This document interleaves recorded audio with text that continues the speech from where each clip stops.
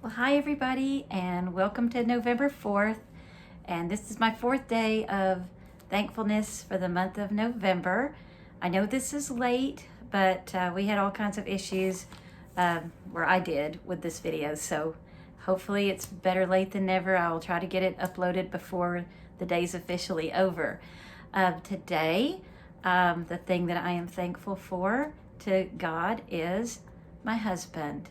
And so I want to talk a little bit about what God says about having, a marriage and just a spouse, someone to go through life with, and then a couple of other things. And then my husband and I both have a little song we're going to share for you at the end of this video. So I'm going to read a few verses. I'm going to start way back in Genesis. Chapter 2, verse 24. And this is where God just defines what marriage really is. He says, therefore,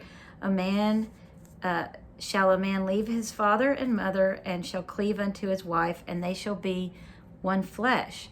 And what he's talking about here is that God instituted marriage, and that when you are married, you literally work as a unit. You become one in your thoughts and the way that you're going to live your life. And you've been given a special gift of somebody to go through life with and share things with you. And honestly, that's something that's really been important to me. I've loved having someone to go through life with me, to encourage me at times.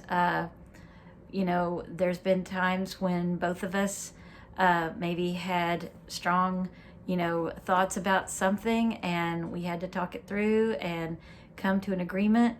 And, I was very young, and so was he really when we first got married. And so early years of that, you're learning and going through, how to kind of compromise on things. And really that's a lifelong thing. But it's been nice to have someone to share experiences with, share trips. We have lots of memories of places we've been and things we've done together. One of the things that attracted me to my husband at the very beginning was his sense of humor, because I have a really quirky sense of humor, I think, and he does too. We both love music.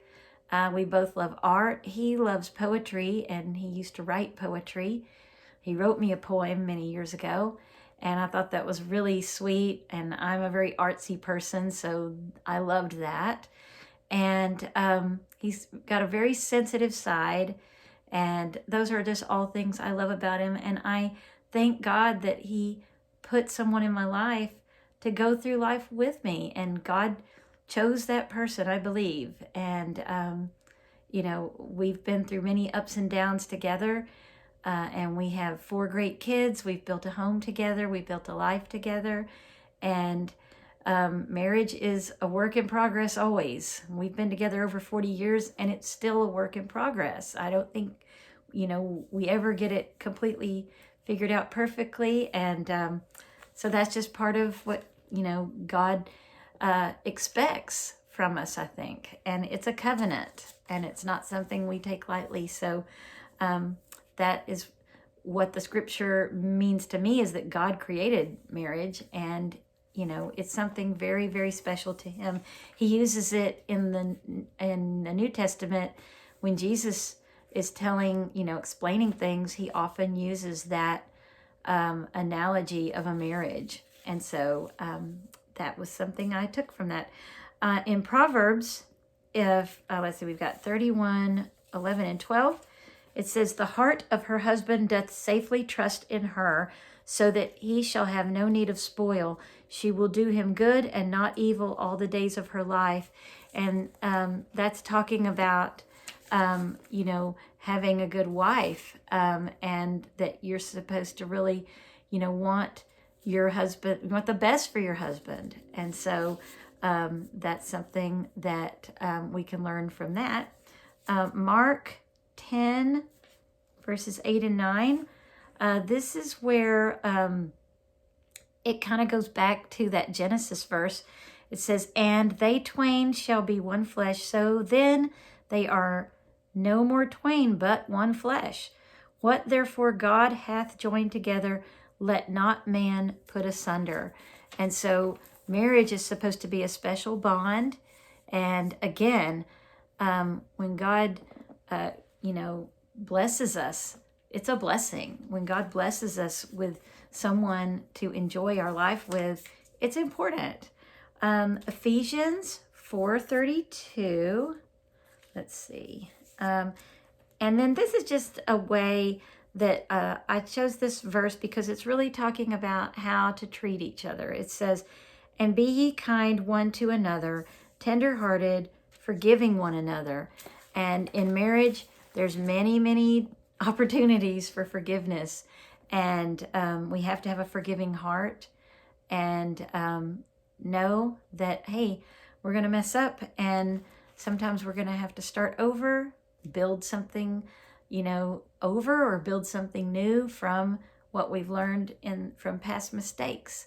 And so anyway, I'm very thankful that God blessed me with a partner to go through my life with. And you're going to see him now because we're going to play a little song for you. And this song was written by John Lennon. He never got to finish it because he was killed before he did finish it. It's based on a poem. It's a beautiful song. I've loved it for many, many years. And it's called Grow Old With Me. And I hope you enjoy our rendition of it. And in the background, you will see, speaking of quirkiness, my husband loves coin collecting, and he watches lots of shows about coins and things. And so the TV, no sound is on, but in the background, you're going to see one of his coin collecting shows that he likes to watch. So you can learn a little bit more about my husband from that. But anyway, enjoy this song, and I will see you tomorrow. Bye. All right, here we go.